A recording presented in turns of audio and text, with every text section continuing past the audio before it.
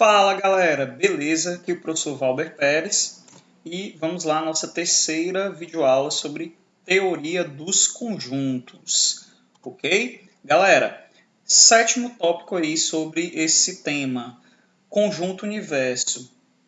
Conjunto que representa todos os elementos da conjuntura na qual estamos trabalhando é chamado conjunto universo e geralmente é representado por U. Tá bom? Então vamos lá. Se eu chego aqui na sala do primeiro ano e vou fazer uma pesquisa com os alunos do primeiro ano. Então, o meu conjunto universo é a sala do primeiro ano, tá certo? A gente vê muito isso também quando a gente está começando a estudar equações, certo? O conjunto universo. E aí, por exemplo, ó, resolva a equação x mais 10 igual a 7, sendo o conjunto universo igual aos naturais. Tá? Então, a minha solução ela tem que ser aqui um número natural, porque o meu conjunto universo é os naturais.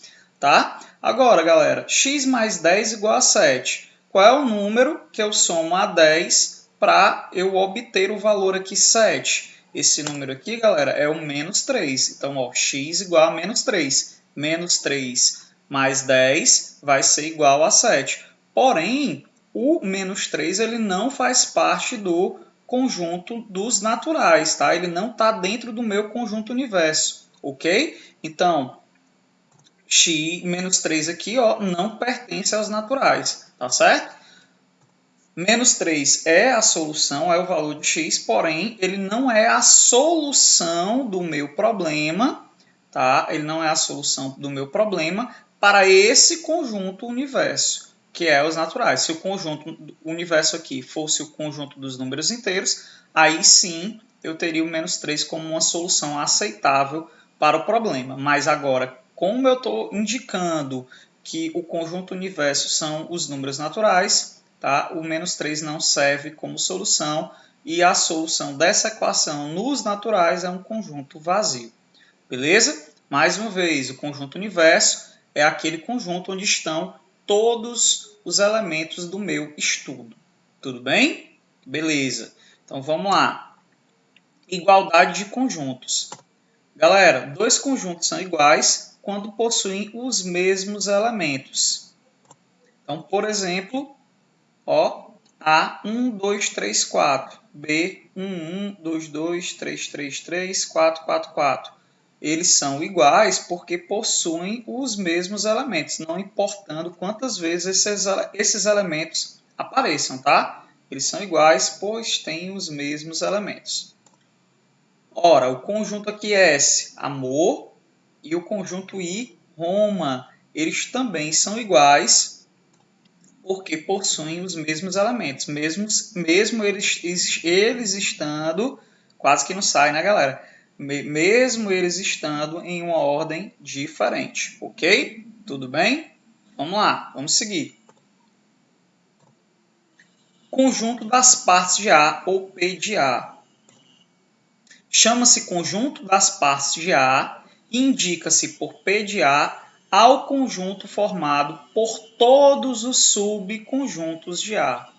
Tá? Chama-se conjunto das partes de A e indica-se por P de A ao conjunto formado por todos os subconjuntos de A.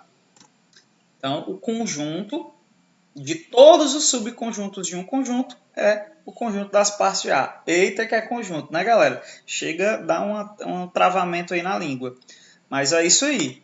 Ora, vamos lá um exemplo para tentar deixar isso mais claro. Seja A 1, 2, 3. O conjunto das partes de A vai ser aqui todos os subconjuntos de A. O primeiro subconjunto de A é o conjunto vazio, certo? Vazio é subconjunto de todos os conjuntos. Então aqui, ó, depois eu vou ter os subconjuntos que são conjuntos unitários, ó. Então eu tenho o subconjunto 1, eu tenho o subconjunto aqui, ó, 2, eu tenho o subconjunto que é só o 3, eu tenho o subconjunto 1 e 2, eu tenho o subconjunto 1 e 3, e tenho o subconjunto aqui, ó, 2 e 3, certo? E para finalizar aqui, ó, o 1, 2 e 3, tá? todo conjunto ele é subconjunto de si próprio, tá certo? Todo conjunto ele é um subconjunto de si próprio, beleza? Então, galera, ó, P de A, certo? Todos os subconjuntos de A são esses caras aqui, tá? Então, primeiro vazio, depois a gente pegou aqui os conjuntos unitários, depois os conjuntos com 2 elementos e, para finalizar, o próprio conjunto aqui, que tem 3 elementos. Beleza? Pessoal, número de subconjuntos. Número de subconjuntos. Sendo A um conjunto, N de A indica o número de elementos de A. P de A é o conjunto das partes de A ou o conjunto cujos elementos são os subconjuntos de um conjunto A. Ok? Como a gente já viu anteriormente aqui. Então, ó, N de P de A é o número de elementos de P de A. Tá? É o número de elementos de P de A, ou seja, o total de subconjuntos que um conjunto possui. Tá? N de P de A é o total de subconjuntos que um conjunto possui.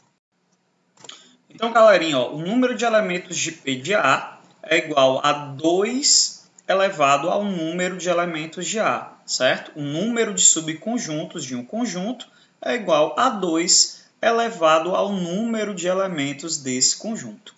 Vamos lá, um exemplo. Um conjunto A tem 5 elementos. Quantos subconjuntos possui? Então, galera, o número de elementos de P de A, ou seja, o total de subconjuntos, é igual a 2 vezes o número de elementos de A.